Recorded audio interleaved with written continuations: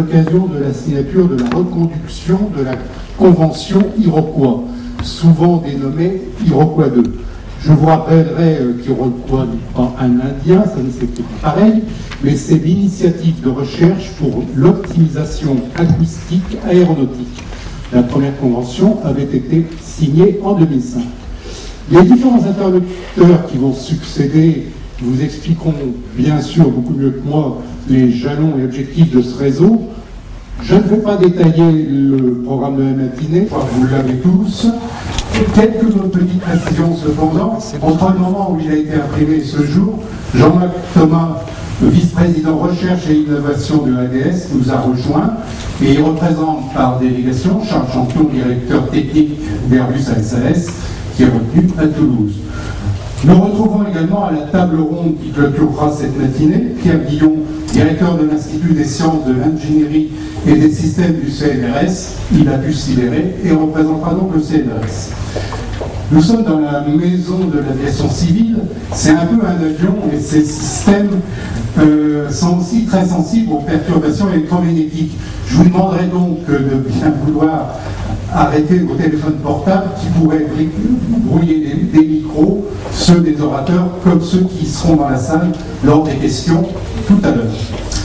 Patrick Gandhi, notre commandant de bord de ce grand aéronef qui est la Direction Générale de l'Aviation Civile, nous accueille dans ses locaux, nous l'en remercions. Il va nous expliquer le rôle de la DGAC dans l'Iroquois. Patrick, dans une de ses fonctions précédentes, a été directeur des routes où le bruit était déjà une préoccupation. Nous avons l'occasion de voler ensemble sur des avions légers et j'ai noté que Patrick était toujours très attentif aux techniques et aux procédures susceptibles de minimiser le bruit lors de l'approche d'un aérodrome ou du survol d'une agglomération. Patrick Gandhi, vous avez la parole.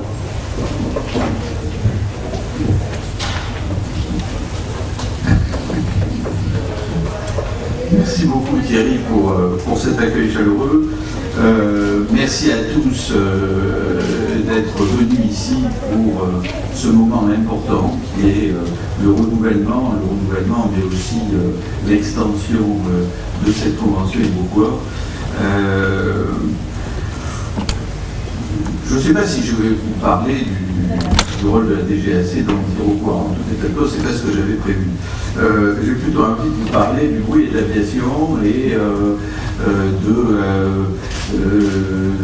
de nos enjeux stratégiques et de mes inquiétudes sur ce sujet.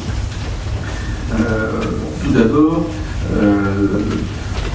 on traite d'aviation, c'est pas un hasard si on est réunis ici à la DGAC, mais on est aussi dans l'une des directions générales du ministère de l'écologie, du développement durable, des transports et du logement pour employer son nouveau nom.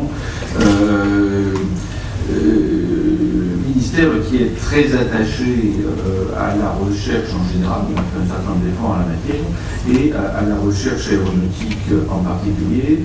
Et on a été amené avec beaucoup d'acteurs qui sont dans la salle aujourd'hui à créer le comité consultatif Théocorac. On a travaillé en lien très étroit avec toutes les professions du monde aéronautique et en particulier avec le GIFAS pour le grand emprunt. Et finalement, même si par-ci par-là on a perdu quelques euros, on pourrait même mettre quelques zéros avec des euros, mais au total il en reste beaucoup. On est dans une situation qui tout de même, est-ce qu'elle est historiquement favorable quand on compare au lancement de Concorde ou d'Airbus, c'est difficile à dire, mais elle est tout de même significativement positive et par les temps qui courent, ça mérite d'être relevé. L'Ocorac s'est créé dans la mouvance du Grenelle de l'environnement. Et une partie des thématiques du grand emprunt sont aussi très liées aux questions du Grenelle de l'environnement. Et le Grenelle de l'environnement, il a été marqué pour notre domaine par le fait que l'ensemble de l'industrie de l'aéronautique et du transport aérien a signé une convention avec le ministère. On est le premier secteur industriel à avoir signé une convention de ce type. Et un peu à la surprise générale, parce que quand le Grenelle s'est lancé, on faisait partie plutôt des vilains pollueurs.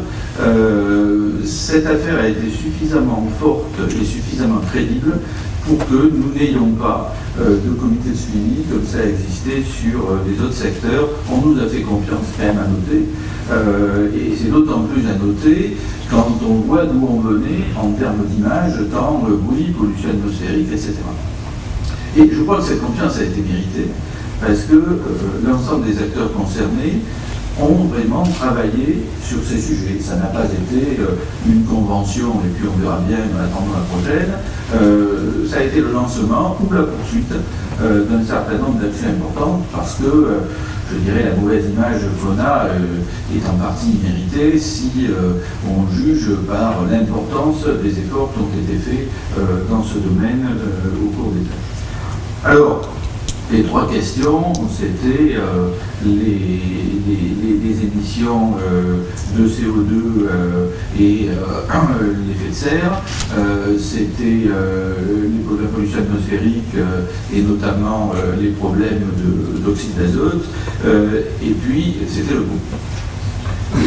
Il est très clair que quand on parle de nuisance de l'aviation et quand on a une difficulté avec les riverains, le bruit vient en tête et en faisant tout le podium même tout seul et en écrasant ces deux autres concurrents de beaucoup. C'est vraiment notre enjeu le plus difficile. Je considère que cette question du bruit, au moins en Europe, est absolument essentielle pour l'avenir du transport aérien.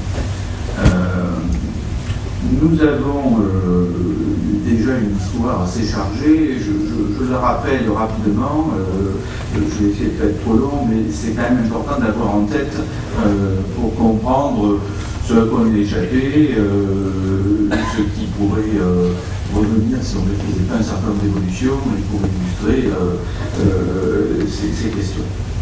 Bon, l'histoire a d'abord un côté très positif, c'est que l'aviation s'est saisie elle-même du sujet au tournant des années 70 et des années 80 avec la méthode des chapitres de l'OACI qui a été une méthode extrêmement puissante, incitant à des progrès technologiques, fixant des objectifs de progrès et au fur et à mesure qu'on faisait des progrès, éradiquant les avions les plus anciens, en gros 2 chapitres au-dessous de celui qui était en train de venir.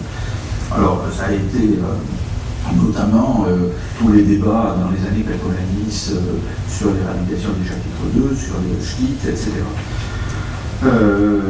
Mais à côté de ça, il y a eu des phénomènes moins heureux, comme le plafonnement du bon nombre de mouvements d'orbite, plafonnement qui s'est fait pour des raisons de bruit, mais malheureusement qui s'est fait en mouvement, et après on n'arrive plus à en sortir. Aujourd'hui, le bruit a baissé parce qu'il y a autant de mouvements d'avions beaucoup moins bruyants, mais on continue à être dans une situation bloquée de ce point de vue-là, ce qui veut dire que, tenant bon sur l'acoustique, il faut qu'on se crée des normes en décibels ou équivalents variés, mais pas des normes en nombre de mouvements. L'épisode d'après, ça a été la construction des pistes 3 et 4 de Charles de Gaulle. C'est quand même un épisode très important. Nos collègues de l'Europe n'ont pas été capables de faire la même chose. À peu près en même temps, on a eu des ennuis tout à fait sérieux à Amsterdam qui ont conduit à ce dispositif tout à fait complexe de quotas de bruit par piste qui font tourner, probablement en tenant compte aussi, j'espère, un peu du vent pour l'usage des pistes, mais enfin en tenant compte fondamentalement du bruit déjà émis sur les différentes directions correspondant à ces différentes pistes. Cette affaire continue. Francfort, pour faire accepter son extension, est en train, en gros, d'accepter une sorte de couvre-feu nocturne, ce qui, pour une capitale aussi importante,